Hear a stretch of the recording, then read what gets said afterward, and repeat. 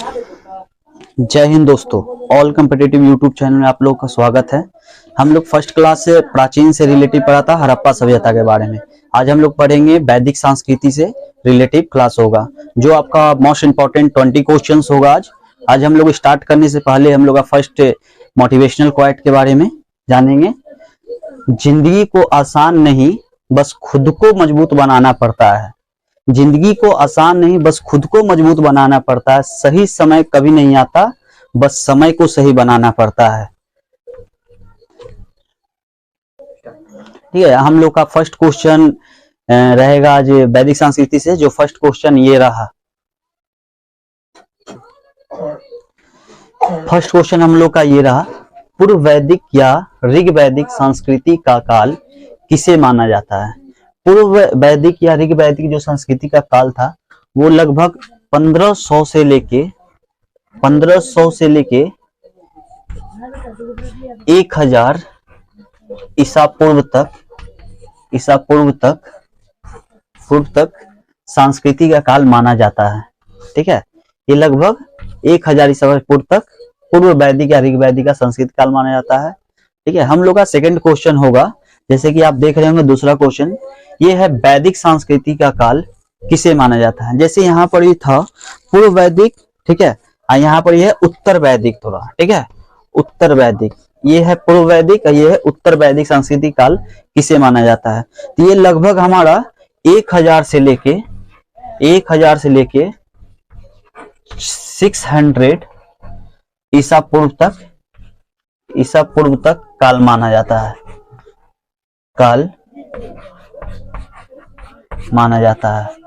जो वैदिक संस्कृति पूरी तरह से पूर्व में 1500 से लेके 1000 तक पूर्व तक रहा, और उत्तर वैदिक में 1000 से लेके 600 ईस्वी पूर्व तक रहा। हम लोग का थर्ड क्वेश्चन रहा,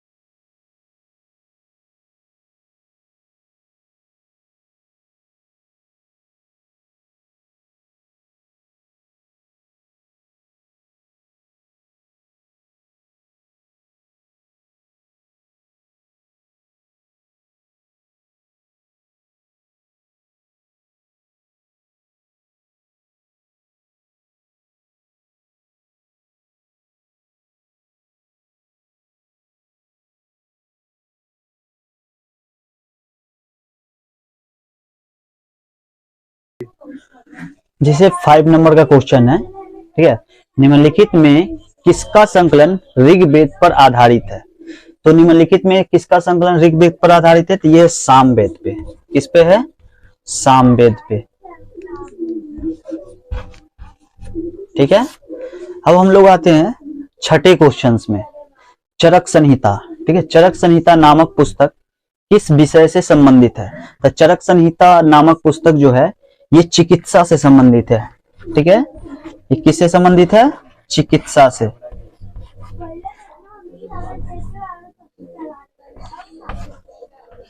चिकित्सा से संबंधित है, हम अंडरलाइन कर दे रहे हैं। ठीक है, चिकित्सा से संबंधित है।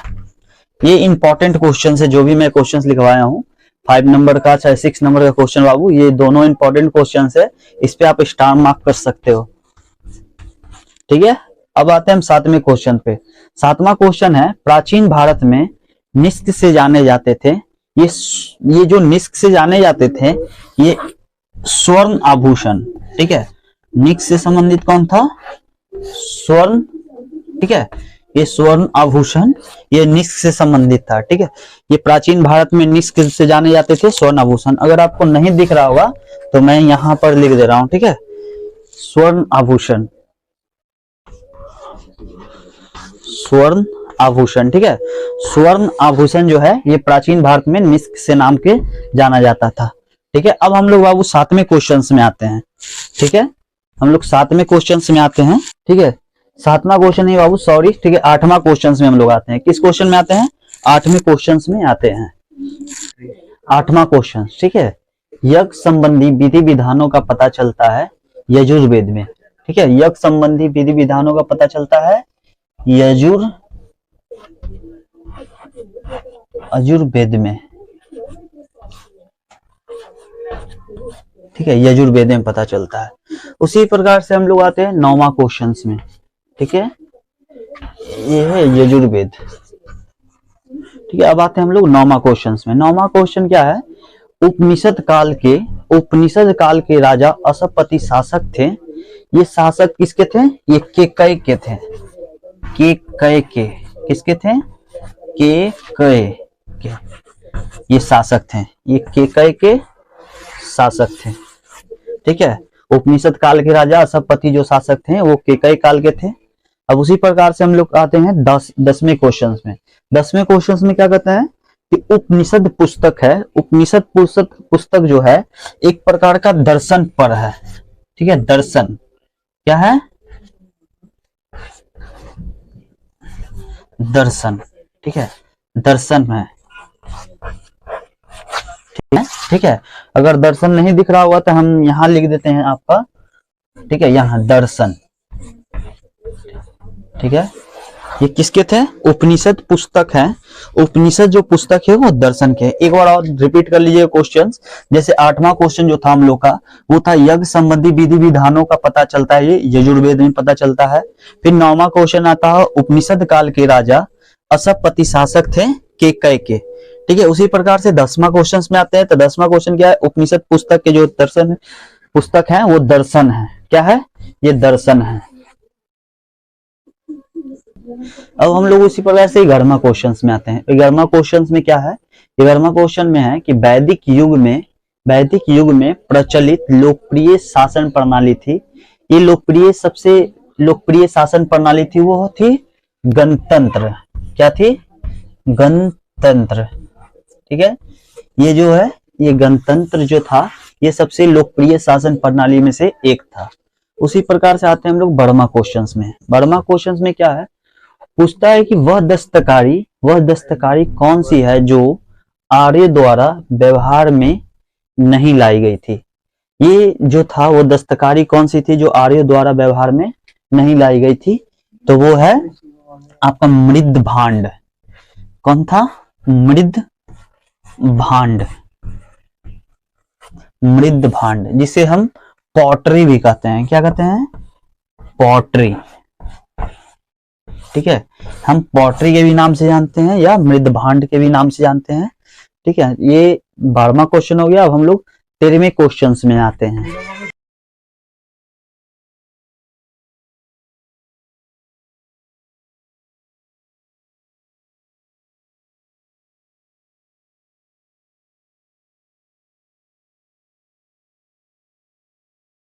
हम लोग 13वें क्वेश्चन में आते हैं, ठीक है। 13वें क्वेश्चन में क्या है कि गायत्री मंत्र जो है, गायत्री मंत्र की रचना किसने की थी? तो गायत्री मंत्र की रचना किसने की थी? तो विश्वामित्र ने की थी। किसने की थी बाबू?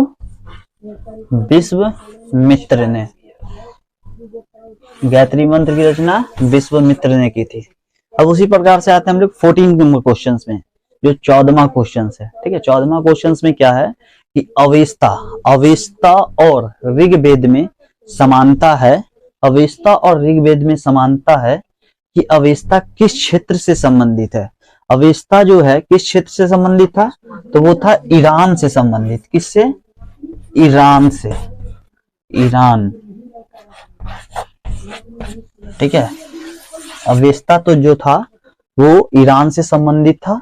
इसी प्रकार से हम लोग आते हैं 15वें नंबर के क्वेश्चन में। हम लोग आते हैं 15वें क्वेश्चन में। 15वें क्वेश्चन में क्या है कि मनुस्मृति मुख्यतः संबंधित है। ये समाज व्यवस्था से संबंधित था। किससे व्यवस्था था? समाज व्यवस्था से, समाज व्यवस्था से, ठीक है। ये मनुस्मृति मुख्यतः संबंधित है समाज व्यवस्था से। उसी प्रकार से जो 16वां नंबर का क्वेश्चन है, इसमें पूछा गया है 3 ऋण में शामिल नहीं है। 3 ऋण में शामिल नहीं, वो है मात्र ऋण, ठीक है, मात्र ऋण, ठीक है। मात्र ऋण जो है ये शामिल नहीं है, किसमें? 3 ऋण में। कौन कौन शामिल है? तो ये आपका ऋण जो शामिल होगा, ये 3 ऋण है, देव ऋण,